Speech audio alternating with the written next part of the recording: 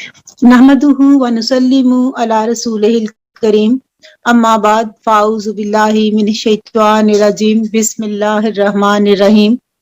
سفر کربلا اور شہادت امام حسین علیہ السلام کی چھٹی نشست کے ساتھ آپ کی خدمت میں حاضر ہیں، اور ہمارا آج کا ٹاپک ہے مکہ مکرمہ سے کربلا تک۔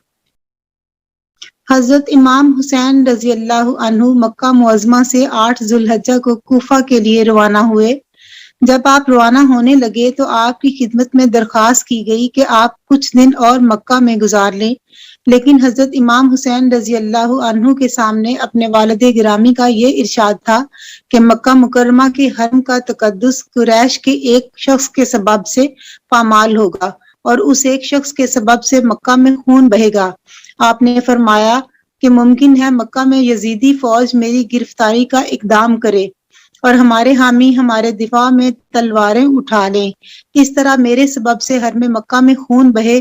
میں یہ نہیں چاہتا کہ اپنے والد گرامی کے ارشاد کا مستاق میں بنوں۔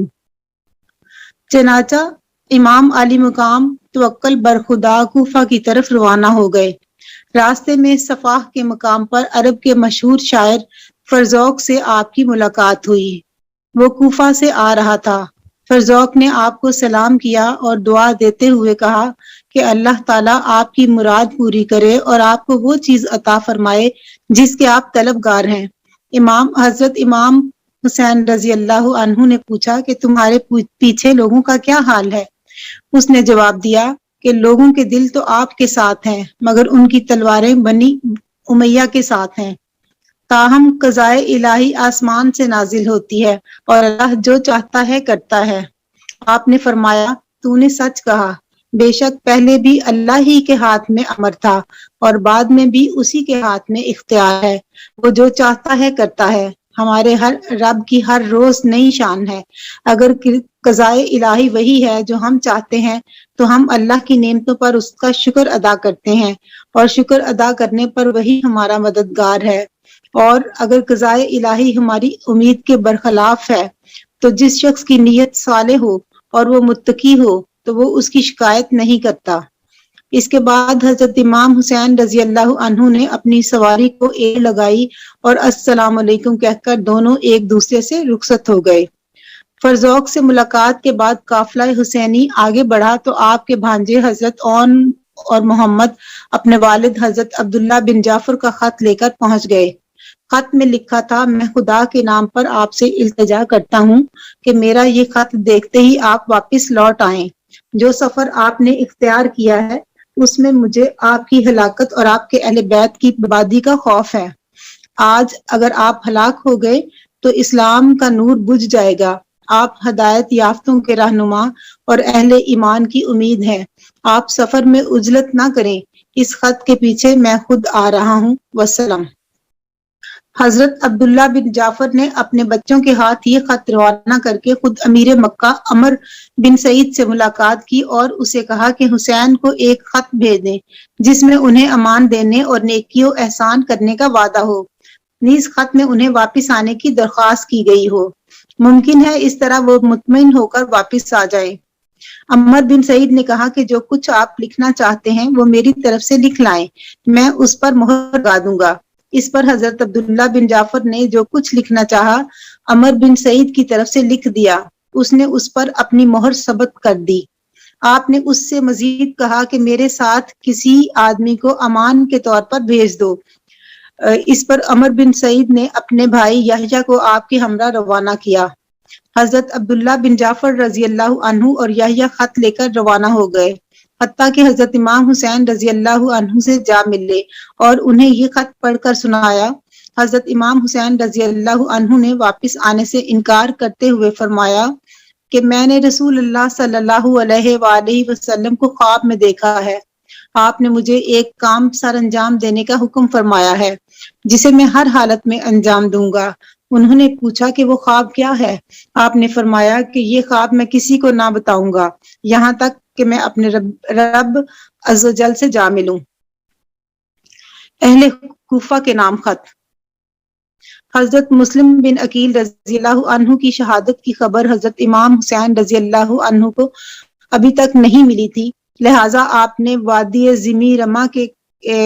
زی رما کے مقام الحاجر سے قیس بن مسہر سے داوی یا اپنے رضائی بھائی عبداللہ بن بختر کو اہل کوفہ کے نام خط دے کر بھیجا، جس میں آپ نے لکھا: مجھے مسلم بن عقیل کا خط مل گیا ہے، جس میں انہوں نے ہمارے حسن رائے اور ہماری مدد و حق طلبی کے لیے تمہارے اجتماع کی خبر دی ہے۔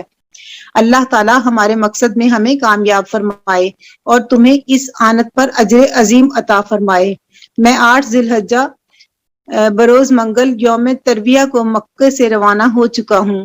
جب تمہارے پاس میرا قاصد پہنچے تو مخفی طور پر اپنے کام کے لیے کوششیں بڑھا دیں۔ میں انشاءاللہ جلد ہی تمہارے پاس پہنچنے والا ہوں۔ والسلام علیکم ورحمۃ اللہ وبرکاتہ۔ آپ کا قاصد آپ کا خط لے کر کوفہ کی طرف روانہ ہوا، مگر قادسیہ کے مقام پر گرفتار ہو گیا اور اسے ابن زیاد کے سامنے پیش کیا گیا۔ ابن زیاد نے اس سے کہا کہ محل کے اوپر چڑھ کر سب لوگوں کے سامنے حضرت علی رضی اللہ عنہ اور حضرت امام حسین رضی اللہ عنہ کو گالیاں دو۔ قاصد نے محل کے اوپر چڑھ کر حضرت علی رضی اللہ عنہ اور حضرت امام حسین رضی اللہ عنہ کو گالیاں دینے کی بجائے ان کی تعریف اور ان کے لیے دعائے مغفرت کی۔ ابن زیاد اور اس کے باپ پر لعنت کی اور کہا کہ امام علی مقام رضی اللہ عنہ مکہ مکرمہ سے روانہ ہو چکے ہیں، میں ان کا فرستادہ ہوں۔ تم سب کو چاہیے کہ حضرت امام حسین رضی اللہ عنہ کی فرما برداری اور اطاعت کریں۔ اس پر ابن زیاد کے حکم سے اسے محل سے نیچے گرا دیا گیا، جس کی وجہ سے اس کی ہڈیاں چور چور ہو گئیں اور وہ شہید ہو گیا۔ شہادت مسلم رضی اللہ عنہ کی اطلاع۔ قافلہ حسینی کوفے کے حالات سے بے خبر کوفہ کی جانب رواں دواں تھا۔ راستے میں ہر چراہ گاہ سے جس پر قافلے کا گزر ہوتا کچھ لوگ ہمراہ ہو جاتے۔ جب قافلہ حسینی سلبہ کے مقام پر پہنچا تو حضرت امام حسین رضی اللہ عنہ کو حضرت مسلم بن عقیل رضی اللہ عنہ اور ہانی بن عروہ کی شہادت کی خبر ملی۔ عبداللہ بن سلیم الاسدی اور منظر بن مشمل الاسدی سے مروی ہے کہ جب ہم حج سے فارغ ہوئے تو ہمیں حضرت امام حسین رضی اللہ عنہ کے ساتھ شامل ہونے سے زیادہ مرغوب کچھ نہ تھا، چنانچہ ہم نے آپ کو راستے میں جا لیا۔ اسی اثناء میں آپ کا گزر بنی اسد کے ایک آدمی کے قریب سے ہوا تو آپ نے اس سے دریافت احوال کا ارادہ فرمایا، مگر پھر یہ خیال ترک فرما دیا۔ جب ہم اس شخص کے پاس سے گزرے تو اس سے کوفہ کے لوگوں کے بارے میں پوچھا تو اس نے کہا: خدا کی قسم، جب میں کوفہ سے نکلا تو مسلم بن عقیل رضی اللہ عنہ اور ہانی بن عروہ قتل ہو چکے تھے اور ان کو ٹانگوں سے پکڑ کر بازاروں میں گھسیٹا جا رہا تھا۔ عبداللہ اور منظر کے بقول انہوں نے تمام حالات حضرت امام حسین رضی اللہ عنہ کے گوش گزار کیے تو آپ نے کئی بار انا للہ و انا الیہ راجعون پڑھا۔ عبداللہ اور منظر کہتے ہیں پھر ہم نے عرض کیا کہ ہم آپ کو خدا کا واسطہ دیتے ہیں کہ آپ اپنی اور اپنے گھر والوں کی فکر کریں اور یہیں سے واپس لوٹ جائیں، کیونکہ کوفہ میں کوئی بھی آپ کا حامی و مددگار نہیں ہے، بلکہ ہمیں اندیشہ ہے کہ وہ لوگ جو آپ کو دعوت دینے والے ہیں وہی آپ کے دشمن ہو جائیں گے۔ اس پر عقیل نے جوش میں آ کر کہا: خدا کی قسم، ہم سرزمین کوفہ کو اس وقت تک نہ چھوڑیں گے جب تک اپنے بھائی مسلم کے خون کا بدلہ نہ لیں گے یا ان کی طرح قتل نہ ہو جائیں گے۔ اس کی بات سن کر حضرت امام حسین رضی اللہ عنہ نے فرمایا: ان لوگوں کے بعد زندہ رہنے میں کوئی لطف و بھلائی نہیں ہے۔ آپ کے بعض ساتھیوں نے کہا: خدا کی قسم، آپ مسلم بن عقیل رضی اللہ عنہ کی طرح نہیں، جو ہی آپ کوفہ تشریف لے جائیں گے اور لوگ آپ کو دیکھیں گے سب کے سب آپ کے ساتھ ہو جائیں گے۔ جب حضرت امام حسین رضی اللہ عنہ اپنے قافلے کے ہمراہ زرود پر پہنچے تو آپ کو اپنے اس اسد کے قتل کی خبر ملی جسے آپ نے مکہ سے روانگی کے بعد مقام حاجر سے خط دے کر روانہ کیا تھا۔ اس المناک خبر کے ملنے کے بعد آپ نے اپنے سب رفقا کو جمع کر کے فرمایا: ہمارے شیعوں نے ہم کو چھوڑ دیا ہے، تم میں سے جو کوئی واپس جانا چاہے وہ بخوشی واپس چلا جائے، ہماری طرف سے اس پر کوئی پابندی یا الزام نہیں ہے۔ آپ نے یہ اس لیے فرمایا کہ راستے میں دیہات کے بہت سے لوگ اس خیال کے تحت آپ کے ساتھ ہو لیے تھے کہ شاید آپ کسی ایسے شہر میں جا رہے ہیں جہاں کے رہنے والوں نے آپ کی اطاعت قبول کر لی ہے، جبکہ ان لوگوں کو صحیح حالات سے آگاہ کیے بغیر ساتھ لے جانا مناسب نہ تھا۔ نیز آپ جانتے تھے کہ جب انہیں صحیح حالات کا علم ہوگا تو آپ کے ہمراہ صرف وہی لوگ رہ جائیں گے جو آپ کے ساتھ جان کی بازی لگانے پر بھی تیار ہوں گے۔ آپ کے اس اعلان کے بعد بہت سے وہ لوگ جو راستے میں آپ کے ہمراہ ہو گئے تھے منتشر ہو گئے اور آپ کے ساتھ وہی لوگ رہ گئے جو مکہ سے چلے تھے۔ حر بن یزید کی آمد۔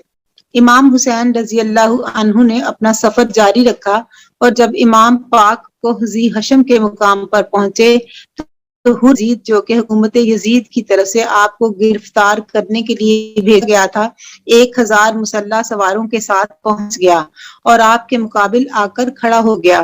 ظہر اور عصر کی نمازیں حر اور اس کے لشکر نے حضرت امام حسین رضی اللہ عنہ کی امامت میں ہی ادا کی۔ عصر کی نماز کے بعد آپ نے انہیں خطاب فرمایا اور سمع و اطاعت پر ابھارا اور ظلم کرنے والے دوسرے مدعیان خلافت کی بیعت کو توڑ دینے کی ترغیب دی۔ آپ نے خطوط اہل کوفہ اور قاصدوں کا ذکر کرتے ہوئے فرمایا کہ اگر آج تمہاری رائے اس سے مختلف ہے جو تمہارے خطوط اور قاصدوں نے مجھ پر ظاہر کی تھی تو پھر میں واپس چلا جاتا ہوں۔ حر نے کہا ہم نہیں جانتے یہ خطوط کیسے ہیں اور کس نے انہیں لکھا ہے۔ حضرت امام حسین رضی اللہ عنہ نے خطوط سے بھرے ہوئے 2 تھیلے منگوا کر حر کے سامنے انڈیل دیے اور ان میں سے چند خطوط پڑھے۔ اس پر حر نے کہا کہ ہم ان لوگوں میں سے نہیں ہیں جنہوں نے آپ کو خطوط لکھے ہیں۔ ہمیں تو یہ حکم ملا ہے کہ جب ہم آپ کو ملیں تو آپ سے اس وقت تک جدا نہ ہوں جب تک آپ کو ابن زیاد کے پاس نہ لے جائیں۔ آپ نے فرمایا موت اس سے زیادہ قریب ہے۔ آپ کا مطلب تھا کہ مجھے زندہ گرفتار کر کے ابن زیاد کے پاس لے جانا ناممکن ہے۔ اس کے بعد حضرت امام حسین رضی اللہ عنہ نے اپنے ساتھیوں سے فرمایا سوار ہو جاؤ۔ جب مرد اور عورتیں سب سوار ہو گئے اور آپ نے واپس لوٹنے کا ارادہ فرمایا تو حر کے لشکر نے آپ کا راستہ روک لیا۔ اس پر حضرت امام حسین رضی اللہ عنہ نے حر سے فرمایا تیری ماں تجھے روئے تو کیا چاہتا ہے؟ حر نے جواباً کہا خدا کی قسم اگر آپ کے علاوہ کوئی اور عرب یہی بات کہتا جو آپ نے کہی ہے اور وہ اس حالت میں ہوتا جس حالت میں آپ اس وقت ہیں تو میں ضرور اس سے بدلہ لے لیتا اور اس کی ماں کو نہ بخشتا، لیکن میں ہر حال میں آپ کی ماں کا نام عزت اور احترام سے لوں گا۔ اس کے بعد فریقین میں کچھ بحث و مباحثہ ہوا۔ بالآخر حر نے کہا مجھے ساتھ لڑنے کا حکم نہیں ہے، مجھے تو صرف یہ حکم ملا ہے کہ آپ کے ساتھ لگا رہوں حتیٰ کہ آپ کو ابن زیاد کے پاس کوفہ لے جاؤں۔ اگر آپ انکار کرتے ہیں تو ایسا راستہ اختیار کیجئے جو نہ کوفہ جاتا ہو اور نہ مدینے کو۔ اسی اثناء میں اگر آپ چاہتے ہیں تو آپ یزید کو لکھیے، میں ابن زیاد کو لکھتا ہوں۔ شاید اللہ تعالیٰ کوئی ایسی صورت پیدا فرما دے کہ جس سے میں آپ کے معاملے میں آزمائش سے بچ جاؤں۔ حضرت امام حسین رضی اللہ عنہ نے اپنے قافلہ کو کوچ کا حکم فرمایا اور غدیب اور قادسیہ جانے والے راستے سے بائیں جانے کو ہوئے۔ حر بن یزید آپ کے ساتھ ساتھ چلتا رہا۔ چلتے چلتے آپ نینوا کے میدان میں پہنچے تو آپ نے کوفہ سے آتے ہوئے ایک سوار کو دیکھا۔ سب لوگ ٹھہر کر انتظار کرنے لگے۔ وہ آیا تو اس نے حضرت امام حسین رضی اللہ عنہ اور ان کے ساتھیوں کو سلام کرنے کی بجائے حر کو سلام کیا اور ابن زیاد کی طرف سے حر کو ایک خط دیا۔ اس خط میں لکھا تھا جس وقت میرا قاصد میرا خط لے کر تمہارے پاس پہنچے تو اسی وقت سے حسین رضی اللہ عنہ پر سختی کرو، پس تم اس کو سوائے ایسے کھلے میدان کے جہاں نہ تو کوئی پناہ گاہ ہو اور نہ پانی کہیں اور نہ اترنے دو۔ میں نے اپنے قاصد کو حکم دیا ہے کہ وہ تمہارے ساتھ ہی لگا رہے اور اس وقت تک تم سے الگ نہ ہو جب تک میرے پاس یہ خبر نہ آ جائے کہ تم نے میرے حکم پر عمل کیا ہے۔ جب حر نے یہ خط پڑھا تو اس نے حضرت امام حسین رضی اللہ عنہ اور آپ کے رفقا سے کہا یہ امیر ابن زیاد کا خط ہے جس میں اس نے مجھے حکم دیا ہے کہ میں آپ کے ساتھ سختی کروں اور ایسی جگہ کے سوا جہاں نہ کوئی بستی ہو اور نہ پانی کسی اور جگہ نہ اترنے دوں۔ آپ کے ساتھیوں نے کہا کہ ہم نینوا نازلہ یا شفیہ میں اتریں گے۔ اس نے کہا میں ایسا نہیں کر سکتا کیونکہ اس شخص قاصد کو مجھ پر خبر نگرانی کے لیے مقرر کیا گیا ہے۔ قافلہ حسین رضی اللہ عنہ سرزمین کربلا میں۔ حضرت امام حسین رضی اللہ عنہ چلتے چلتے نینوا کے میدان میں بتاریخ 2 محرم الحرام 61 ہجری بروز جمعرات اپنے ساتھیوں اور اہل و عیال سمیت خیمہ زن ہو گئے۔ حر نے بھی آپ کے مقابلے میں خیمے نصب کر دیے۔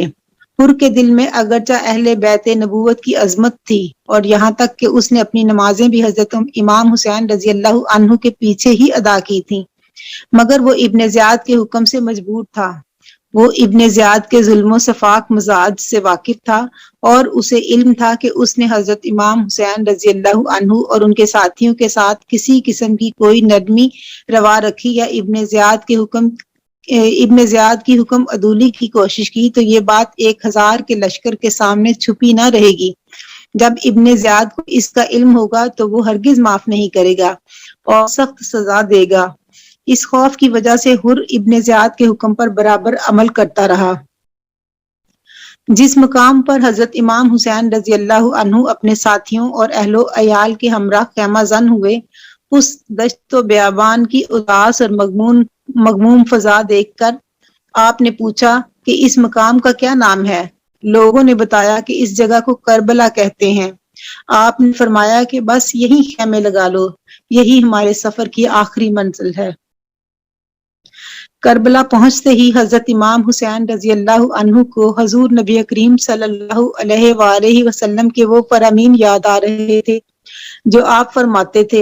جو آپ نے فرمائے تھے کہ بچپن کے زمانے کی یادیں اور حضور صلی اللہ علیہ وآلہ وسلم کی دی ہوئی بشارتیں آپ کی آنکھوں کے سامنے آ گئیں۔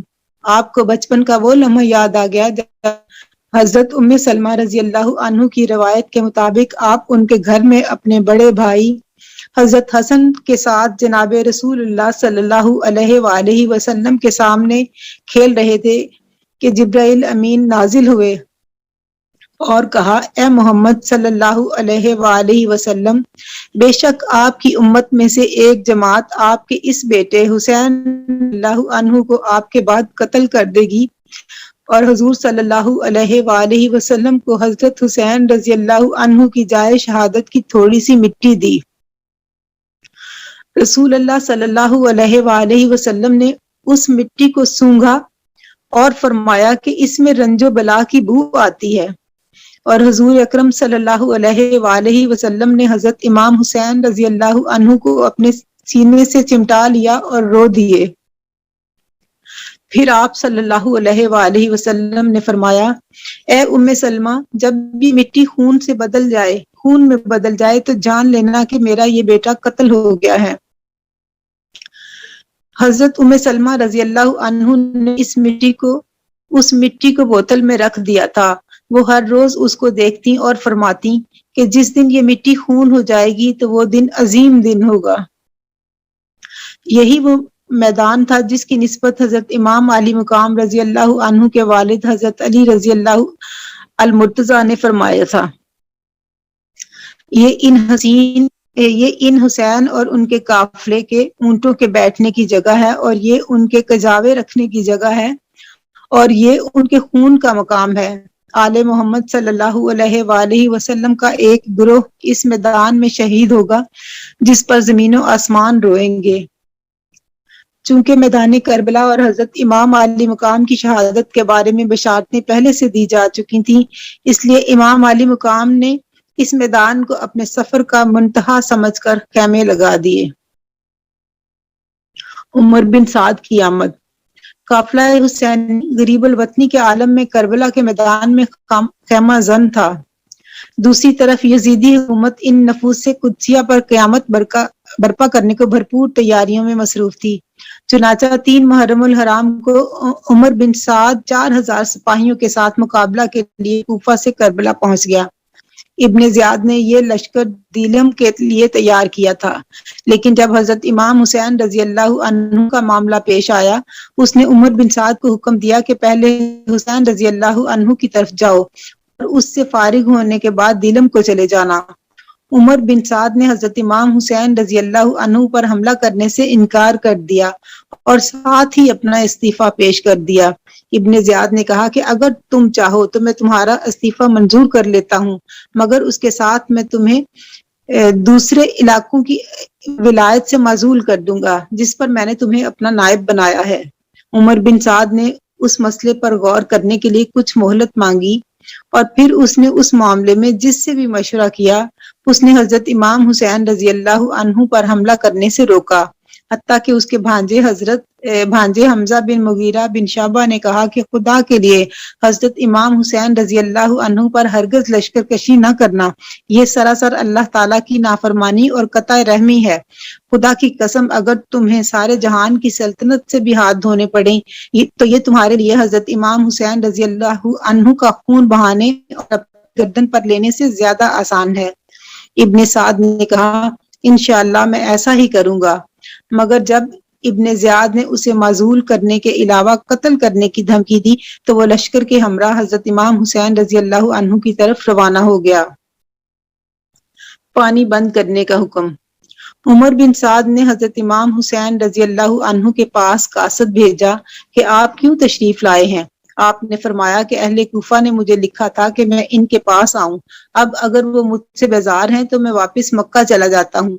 جب ابن سعد کو یہ جواب ملا تو اس نے کہا کہ میری یہ تمنا ہے کہ اللہ تعالیٰ کسی طرح مجھے حضرت امام حسین رضی اللہ عنہ کے خلاف جنگ کرنے سے بچا لے۔ چنانچہ اس نے ابن زیاد کو یہ بات لکھ بھیجی کہ امام حسین رضی اللہ عنہ اہل کوفہ کی ان سے بیزاری پر واپس مکہ جانا چاہتے ہیں، لیکن زیاد نے جواب دیا کہ حضرت امام حسین رضی اللہ عنہ اور ان کے ساتھیوں پر پانی بند کر دو اور حسین رضی اللہ عنہ سے کہو کہ وہ خود اور ان کے ہمراہ امیر المومنین یزید بن معاویہ کی بیعت کر لیں۔ جب وہ بیعت کر لیں گے تو پھر ہم سوچیں گے کہ اب کیا کرنا چاہیے۔ اس پر عمر بن حجاج کی قیادت میں ابن سعد کے آدمیوں نے حضرت امام حسین رضی اللہ عنہ کے قافلہ پر پانی بند کر دیا۔ حضرت امام حسین رضی اللہ عنہ نے اپنے بھائی حضرت عباس رضی اللہ عنہ کے ساتھ 30 سوار اور 20 پیدل پانی لینے کے لیے بھیجے۔ عمر بن حجاج نے اپنے ساتھیوں کے ہمراہ مزاحمت کی، لیکن حضرت عباس رضی اللہ عنہ اور آپ کے ساتھی مقابلہ کے بعد پانی لانے میں کامیاب ہو گئے۔ حضرت امام حسین رضی اللہ عنہ نے ابن سعد سے ملنے کی خواہش کی، اس پر دونوں فریق 20 سواروں کے ہمراہ آئے۔ آپ نے اپنے رفقا کو اور ابن سعد نے اپنے ساتھیوں کو ایک طرف کر دیا۔ دونوں کے درمیان تنہائی میں کافی دیر تک گفتگو ہوئی جس کو کسی نے نہیں سنا، پھر دونوں اپنے اپنے لشکر میں واپس ہو گئے۔ اس گفتگو کے متعلق 2 روایتیں ہیں۔ ایک یہ کہ بعض لوگوں کا خیال ہے کہ حضرت امام حسین رضی اللہ عنہ نے ابن سعد سے فرمایا کہ لشکروں کو یہیں چھوڑ کر ہم دونوں یزید کے پاس شام چلتے ہیں اور اس سے براہ راست معاملہ طے کرتے ہیں۔ ابن سعد نے کہا کہ اگر میں نے ایسا کیا تو ابن زیاد میرا گھر مسمار کر دے گا۔ آپ نے فرمایا کہ میں تمہیں اس سے بہتر گھر تعمیر کرا دوں گا۔ ابن سعد نے کہا کہ وہ میری جائیداد ضبط کر لے گا۔ آپ نے فرمایا کہ میں تمہیں اپنی حجاز کی جائیداد میں سے اس سے بھی زیادہ مال دے دوں گا، لیکن ابن سعد نے یہ بات منظور نہ کی۔ اور دوسرا یہ کہ بعض لوگوں کا خیال ہے کہ آپ نے یہ مطالبہ پیش کیا کہ ہم دونوں یزید کے پاس چلتے ہیں، یا تم مزاحمت نہ کرنا میں واپس حجاز چلا جاتا ہوں یا ترکوں سے جنگ کرنے کے لیے سرحد کی طرف روانہ ہو جاتا ہوں۔ عمر بن سعد نے یہ بات ابن زیاد کو لکھ بھیجی۔ ابن سعد کا خط ابن زیاد کے پاس پہنچا تو اس کا ارادہ بھی ہوا کہ ان 3 باتوں میں سے ایک بات مان لی جائے۔ اس وقت ابن زیاد کے پاس شمر بن ذی الجوشن بھی بیٹھا ہوا تھا۔ وہ بد وقت کھڑا ہو گیا اور کہنے لگا کیا تم حسین کی ان شرطوں کو قبول کرتے ہو؟ حالانکہ اس وقت وہ تمہاری گرفت میں ہے۔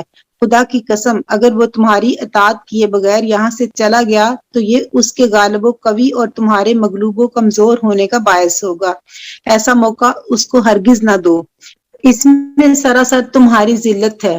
ہونا تو یہ چاہیے کہ حسین رضی اللہ عنہ اور اس کے ساتھی تمہارے حکم پر گردن جھکا دے، پھر اگر تم ان کو سزا دو تو یہ تمہارا حق ہے، اور اگر تم انہیں معاف کر دو تو اس کا بھی تمہیں اختیار ہے۔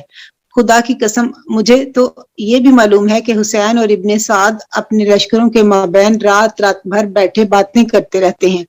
ابن زیاد نے کہا کہ تم نے بہت اچھی رائے دی ہے، پھر شمر بن زی الجوشن کو یہ حکم دے کر بھیجا کہ اگر حسین رضی اللہ عنہ اور اس کے رفقا میرے حکم کی تعمیل کریں تو بہتر، ورنہ عمر بن سعد کو حکم دو کہ وہ حسین رضی اللہ عنہ اور اس کے اصحاب پر حملہ کر دے۔ اگر ابن سعد اس میں لیت و لال کریں تو اسے قتل کر دو اور فوج کی کمان خود سنبھال لو۔ قتل حسین رضی اللہ عنہ میں سستی کرنے پر ابن زیاد نے عمر بن سعد کو ایک تہدید آمیز خط لکھا کہ اگر حسین رضی اللہ عنہ اور اس کے ساتھی اطاعت قبول نہ کریں تو ان سے جنگ کرو کیونکہ وہ باغی ہیں۔ جب شمر بن زی الجوشن ابن زیاد کا خط لے کر عمر بن سعد کے پاس آیا تو اس نے کہا، اے شمر، خدا تیرے گھر کو برباد کرے اور جو کچھ تو لایا ہے اس پر تیرا ستیہ ناش کرے۔ مجھے یقین ہے کہ حضرت حسین رضی اللہ عنہ نے جو 3 امور پیش کیے تھے انہیں منظور کرنے سے ابن زیاد کو تو نے ہی روکا ہے۔ شمر نے کہا کہ تم مجھے یہ بتاؤ کہ تمہارا ارادہ اب کیا ہے؟ کیا تم ان سے جنگ کرتے ہو یا میرے اور ان کے درمیان سے ہٹتے ہو؟ ابن سعد نے کہا، نہیں، میں سرداری تمہارے ہاتھ میں نہ دوں گا بلکہ خود فوج کی قیادت کروں گا۔